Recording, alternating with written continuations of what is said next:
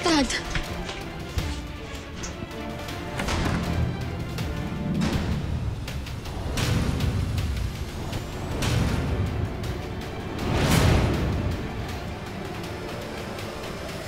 Dali lang naman yung kontrata ko doon.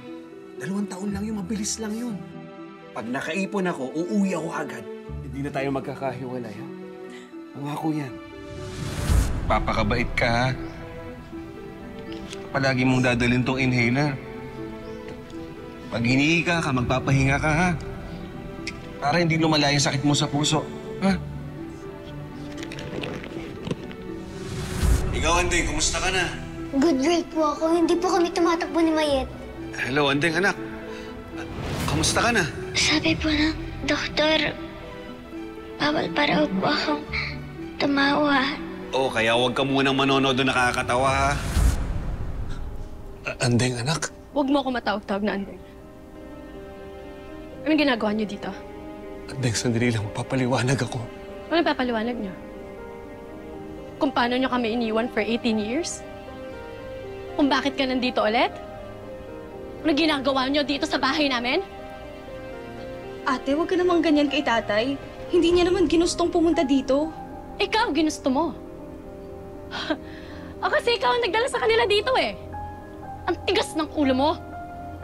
Kahit ilang beses ko lang sinabi sa'yo na huwag ka na makipag-usap sa taong to. Dinala mo pa dito sa bahay natin. Ate, hindi ko naman sila pwedeng pabayaan. Kapag nakita sila ni Hazel, ibabalik sila sa Canada tapos sasaktan ulit. Kaya ko lang kinausap si Hazel ay para mailayo sa inyo si Manuel. Para mailayo kayo sa gulo ng mga inaanak ko, yun lang. Nakakasama ka ng loob eh. Matagal na tayong magkaibigan. Parang pangalawang ina ka na ng mga anak ko. Tapos, nakikinsaba ka pa dun sa babaeng yun. Hindi mo ba naiintindihan? Trinitor mo ako. Kaya pala feeling ko, nagkausap na tayo eh. Kaya pala may something sa'yo. May pa-Jane-Jane pa kayong nalalaman? Pinagmukha niyo akong tanga? Ate Andrea, sorry. Huwag mo akong maate-ate. Di kita kapatid. At ikaw, Colleen, di ka talaga nakontento. Kinaladkad mo na nga tong tatay mo dito. Sinama mo pa yan. Hindi mo inisip ko nang mararamdaman ko ng kuya mo? Andeng, huwag ka naman magalit sa kapatid mo. Tinutulungan niya lang kami. Hindi ka ang kinakausap ko. Andrea, huwag ka naman ganyan sa tatay mo. Eh, isa pa kayo, Ninong eh. At ikaw, Ate Didang, ang nagsabwatan pa kayo.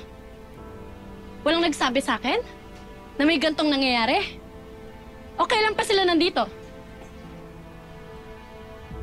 Kailan? Colleen! Nung 1 linggo pa, ate. Eh, napakawalang hiya niyo naman pala talaga! Napakabuti namin sa inyo. Ikaw, Ate Didang! Ang bait-bait ko sa'yo! Hindi namin deserve na nilaloko niyo kami ng ganito!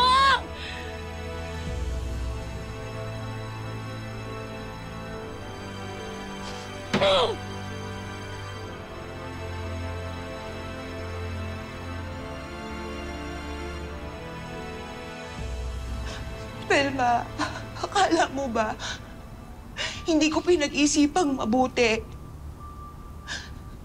Kung tutulungan ko ba yung utong lupang yun? Oo, sa palagay ko nga alam ko magagalit ka. Pero mas matimbang pa rin sa akin na ilayo kayo ng mga inaanak ko sa gulo. Kaya please lang, Pelma, please. Nakikiusap ako sa'yo. Magbati na tayo. Sorry. Lawakan mo lang ng konti yung pag-unawa mo.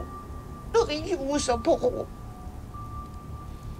Please na tayo.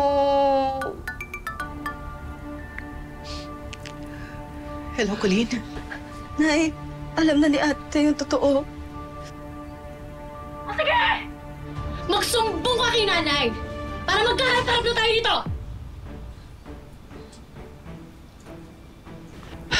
Mars, ano sabi ni Colleen? Kailangan kong umuwi.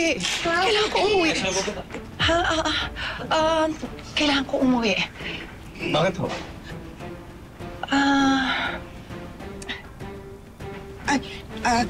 Tumawag kasi si Colleen. Jeff, ano sabi, Mars? Mars, ano sabi? Naku, ihatid mo na nga po. Ano nga kasi nangyayari? Ano kasi? Nagkakagulo yung mga kapatid mo. Nalaman ni Andrea na nandun si Manuel sa bahay. Ano? Hindi naman ba sinasabi ko, Mars? Ano mo tinatago yung gagong yun? Anak. Sandali, anak. Jeffrey! Jeffrey, anak! Anak! At talagang nagkakampihan pa kayo ni nanay. Ate, huwag ka namang magalit kay nanay. Hindi naman siya nakikikonsyaba sa amin nung una eh. Kailan niya lang nalaman? O tapos, ano ginawa niya? Pinalayas niya ba tong mga to? Di ba nagsabuatan kayo? Yung mga tinginan ninyo, nagsisinungaling kayo. Pareho niyo kaming niloko! Ate, alam mo naman pabayaan namin sila! Wala akong pakialam! Ako meron! Kasi tatay ko pa rin siya at kapatid ko pa rin si Jessica! At ako! Ako at si Kuya, ano kami sa'yo? Wala na lang? Ate Andrea, huwag mo nang pagalitan si Ate Colleen. Sabi nang huwag mo kung tatawaging ate, huwag kang nakikialam dito kasi hindi ka namin kaano-ano. Kung magalit kay Colleen, tinutulungan niya lang kami. Wala naman talaga sa planong tumuloy kami dito eh. Eh lahat naman wala sa plano niyo eh. Wala sa plano niyo mag-abroad. Wala sa planong mabuntis niyo yung Hazel. Wala sa planong iwan niyo kami. O ngayon, baldado na kayo. Tapos bumabalik kayo sa amin. Idadamay niyo pa kami sa kamalasan niyo? Andrea, tama na yan. Hindi naman tamang bastusin mo yung tatay niyo. Kung hindi nagmalasakit ang tatay niyo, hindi ka naman ma-ooperahan eh. Abel. Alam ko naman ho yun. Nagpapasalamat ako. Pero makabuntis kayo ng ibang babae. Kasama ba yun sa sakripisyo niyo? Pati ho ba yun?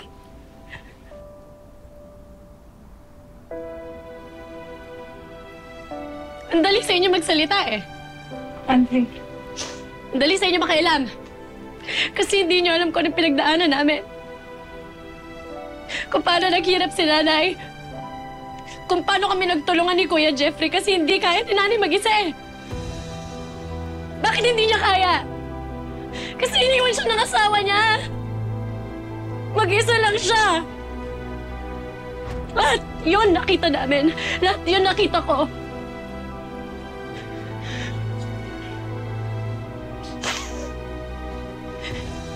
Kumapang kami. Nahirapan kami, nasa lusa kami kasi wala kaming ama.